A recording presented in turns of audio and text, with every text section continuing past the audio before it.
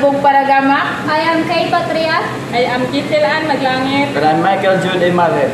And we are the Group 4. The topic that we are going to discuss is all about workers, job, and job analysis.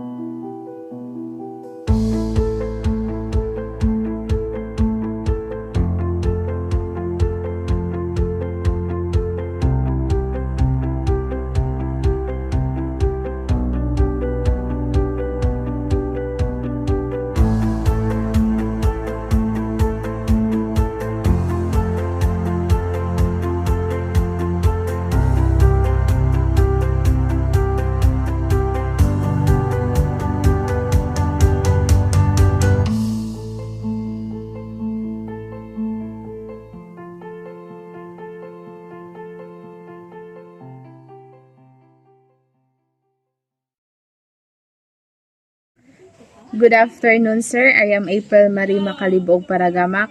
My topic is all about work-life balancing or worker. Work-life balancing is the job must be balanced with work-life issues. So we cannot do two things at the same time. Workforce demographics of employees by racial ethnic backgrounds and age and gender that organizations must adjust to the fact that employees want to increase flexibility in their work schedules. So dapat mo trabaho ta sa ato ang work schedules to accommodate the life of the outside job. Then, a comprehensive study of more than 500 organizations and their employees by the Institute of Corporate Productivity identified the two reasons employees. So, there are two reasons to be flexible work. First is, much of their workers does not require being in the office of all time. So, not all that required in the office. So, number two, they have long commutes. So, using occupational groups, the study identified that approximately 3/4 of professional employees and half of administration. So, mo to siya. A change of work that is affected is growth of telecommuting. So this means that the workers must be finished the job on time. So through greater use of technology, more employees are working outside the workplace. So I can say that some workers are not only working at the office, but they can also work inside their house. For instance, manager and other employees are work from home, an elder parent's apartment, and client's facility and infrared conference room are work suit in a hotel, resort, or any location that they can work on.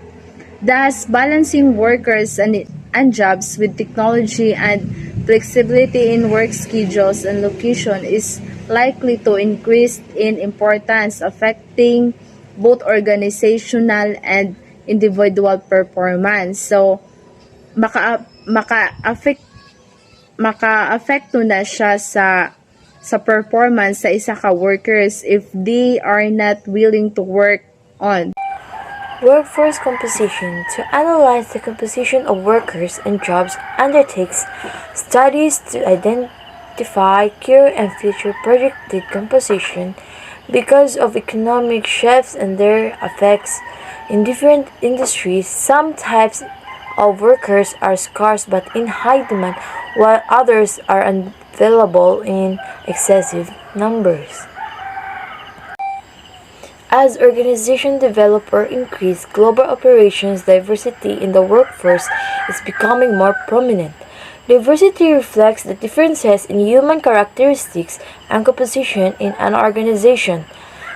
The tangible indicators of diversity that employers must consider include the following. So these are the following. First is race ethnicity. It is used to categorize and characterize seemingly distinct population. So the second is national origin and immigration. Third, age generational differences. Fourth, gender, men or women.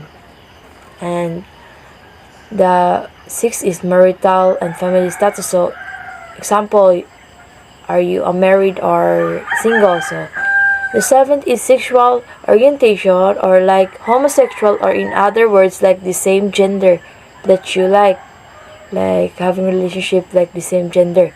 So the eighth is disabilities, and the ninth is religion. In addition, individuals can be multicultural and be included in several groups. Business contribution of diverse workers. Different organizations approach the management of diversity from several perspectives.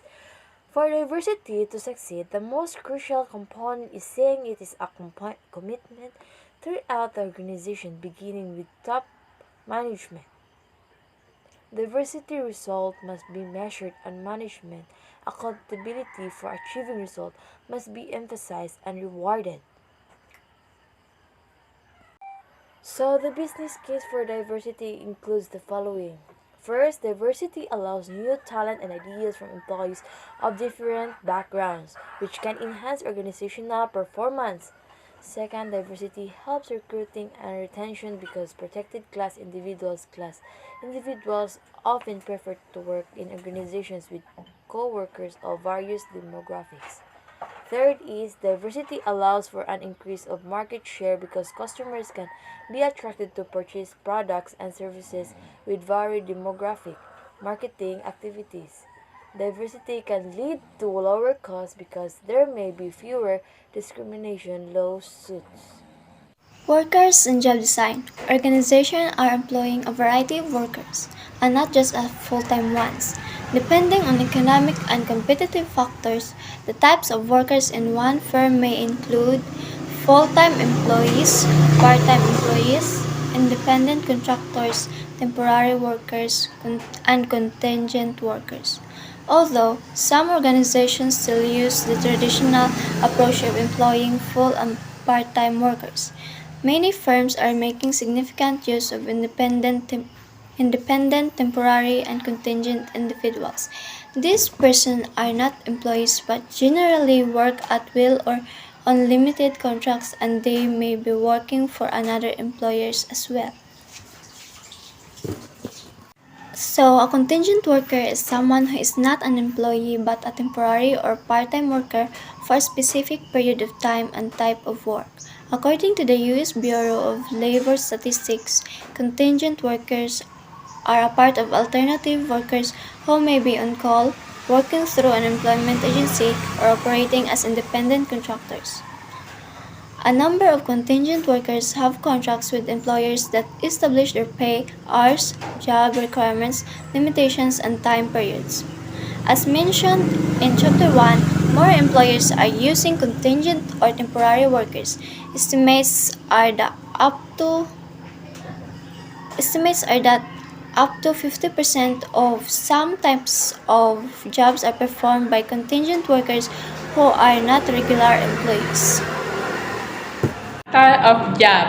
A model developed by Hackman and Hotham focuses on 5 important design characteristics of job. Skill parity is the extent to which the work requires several different activities for successful completion. For example, lower skill parity exists when an assembly line worker performs the same two tasks repeatedly. Skill parity is not to be confused when multitasking, which is doing several tasks at the same time. When computer, telephone, personal organization, and other means, the impact of multitasking for an employee may be never getting away from the job, not a better outcome for everyone. Ang mga kinaiyahan sa trabaho adunay daghang klase ug usa kini ang gipahayag sa taas. Alang kanako hinungdanon ang pagkalain-lain sa kahanas sa paghimo og mga trabaho tungod kay alang kini sa mga butang alang sa kumpanya sa pagpangita sa empleyado nga adunay kini nga klase nga kahanas. Maayo usab ang pagkalain-lain sa kahanas tungod kay mahimo magtudlo ang usa ka trabahante kung din siya nahisakop. Feedback is the amount of information employees receive about how well or how poorly they have performed. The advantage of feedback is that it helps employees to understand the effectiveness of their performance and contribute to the overall knowledge about the work. Ang feedback mao ang kantidad sa kasayuran nga nadawat sa mga empleyado. Bahin sa kung unsa kaayo o kung usa ka dili maayo ang ilang mahimo, ang bintaha sa feedback mao kini. Teaching workers term is job. Typically, a job is thought of something done by one person. However, the appropriate job may be designed for teams to take advantage of the increased productivity and commitment that can follow such a change.